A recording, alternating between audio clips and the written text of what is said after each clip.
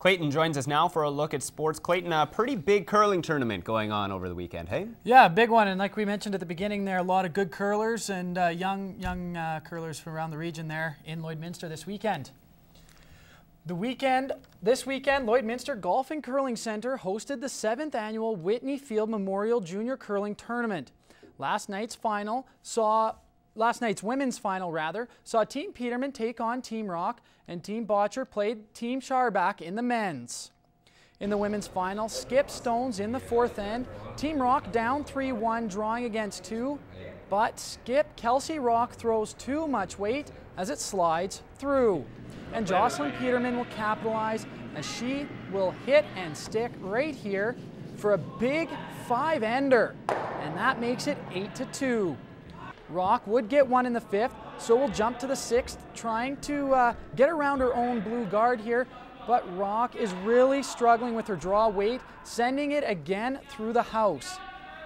So Peterman throwing her last rock, and it'll just get over the hog line, but it doesn't matter as she takes it in commanding fashion, 10-2.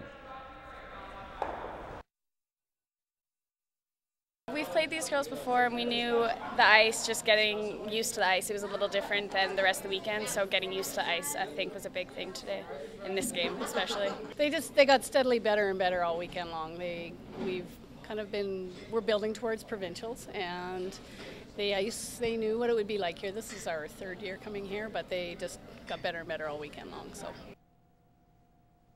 Moving to the men's action, it would be a much closer outcome as it was Brandon Botcher going face-to-face with Brady Sharbach. They blank the first 3 ends, so we'll pick it up in the 4th. Skip Brandon Botcher will hit and stick to jump out to the 2-0 lead. In the 5th, Brady Sharbach can't get the end set up to score his deuce, so he hits and rolls out for the blank. In the 6th end, Botcher will draw around the blue stone to put the pressure on and sit 2. So with Sharbach's first stone. He'll try to get the corner freeze, but it just won't curl enough, and he would be forced to draw for 1 with his last rock. It's 2-1 after 6 ends.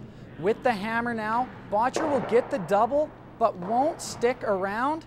So Sharbach drawing against 2, trying to get behind cover, but he's unsuccessful, leaving it wide open. But Sharbach and his team dodge a bullet as Botcher almost flashes, just getting a piece of the blue stone, and is able to score 1.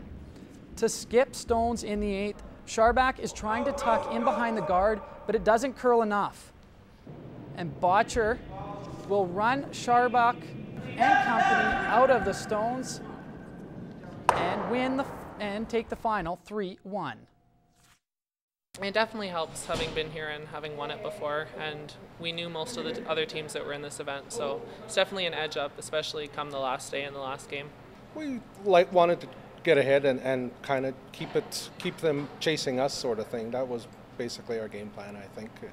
We had the hammer, so we wanted to score a deuce, and then try get them to take 1, which they did, and then keep control of the game. So. The Border Kings were playing the second half of a home-and-home against the Fort Saskatchewan Chiefs last night at the Civic Centre. And Lloydminster would sweep the weekend series as they shut out the Chiefs 3-0. Coming off a 5-point game Saturday night, Derek Allen picked up 2 of the Border Kings' 3 goals. Josh Shim also chipped in with a couple assists. Lloydminster is tied for first with the Stony Plain Eagles and the Bentley Generals with 6 points. The Border Kings aren't back in action until next Saturday when they put their 3-0 record on the line against the 2-2 Sylvan Lake Admirals. And a quick congratulations to the girls and boys Bishop Lloyd Middle School volleyball teams. They were at district finals in Meadow Lake over the weekend, and the girls walked away with gold and the boys won silver. So congratulations to them.